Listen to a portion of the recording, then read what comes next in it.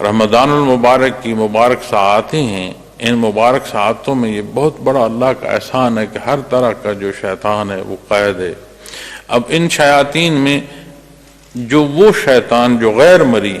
جو نظر نہیں آ سکتے، وہ تو قید ہیں، لیکن جہاں شیطنت پیدا ہو گئی ہے جن و انس کی نسبت قرآن کریم ارشاد فرماتا ہے وہاں بات اور ہے۔ لیکن جو ہم بالعموم غلطیوں پر سارا مورد الزام اپنی غلطی کا شیطان کی نسبت کرتے ہیں، وہ تو شیطان ہے، مردود ہے، اس میں تو کوئی دوسری رائے نہیں۔ لیکن جو جواز ہم اپنے لیے پیدا کرتے ہیں کہ اپنی ہر غلطی کو یہ جواز دیتے ہیں کہ جی مجھ سے غلطی تو ہوئی ہے لیکن شیطان مردود نے کرا دی، تو سال بھر میں رمضان المبارک وہ مہینہ ہے جس میں بندہ اپنی استطاعت کا جائزہ لے سکتا ہے کہ میری اپنی استطاعت کا ہے، میں کہاں کھڑا ہوں۔ تو جو اب اس بنیاد کا نصیب ہونا ہے کہ اللہ وحدہ لا شریک، اللہ ہے، اپنی قدرت سے ہے، واحد ذات ہے، کوئی اس جیسا نہیں ہے،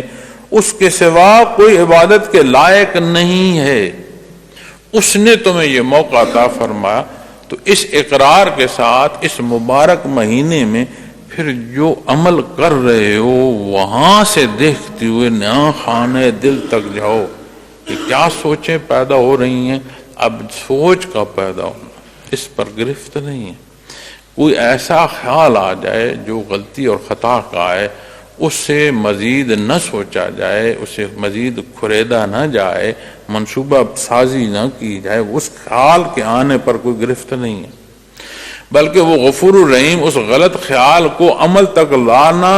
اس سے اپنے آپ کو جو روکتا ہے اور اس خیال کو رد کرتا ہے اسے اجر اور ثواب عطا فرماتا ہے، اسے ایک نیکی نصیب ہوتی ہے کہ اسے غلط خیال آیا لیکن اللہ کریم کے حکم کو دیکھتے ہوئے اس نے اسے رد کر دیا، اللہ اس پر راضی ہوتا ہے، نیکی عطا فرماتا ہے۔ تو جب ہمیں اس کیفیت اور اس حال میں اپنا آپ دیکھنا ہے تو بہت آسان ہے کہ رمضان المبارک میں تو شیاطین قید ہے، جو میں سوچ رہا ہوں اور اس سوچ کو عمل تک لا رہا ہوں تو ساری بات واضح ہو جاتی ہے کہ یہ جو گزشتہ سال کے میرے اعمال ہیں یہ کیسے تھے، اس لیے کہ نتائج عمل کی نسبت ہوتے ہیں، جیسے اعمال ہوں ویسے نتائج۔ اگر یہ سارا سال ہمارے عمل بد تھے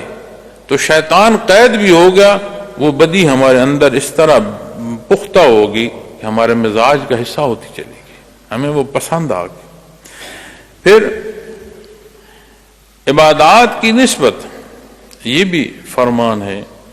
کہ جیسے ایک نماز دوسری نماز تک کی حفاظت کا سبب بنتی ہے، اسی طرح ایک جمعۃ المبارک کی ادائیگی اسے شرف قبولیت نصیب ہو تو دوسرے جمعۃ المبارک تک کی حفاظت کا سبب بنتی ہے، اسی طرح رمضان المبارک کی۔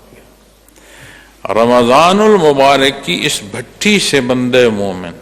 جب کندن ہو کر نکلتا ہے تو بے شمار اللہ کریم اسے عطا فرماتے ہیں، اجر اور ثواب بے شمار نسبتیں عطا، جن میں سے یہ بھی کرم اور احسان ہے کہ اگلے رمضان المبارک تک اسے ایک حفاظت الہیہ کا بھی سبب نصیب ہوتا ہے۔ اب یہ دیکھنے کی بات ہے کہ اس مبارک رمضان کا میں منتظر کتنا تھا، اس کے آنے پر کہیں ایسا تو نہیں ہے کہ میں صرف بھوکا ہوں اور میری جو سمع و بصر ہے وہ آزاد ہیں، ہر اصول اور ضابطے یعنی جو اللہ کریم نے پسند فرمائے،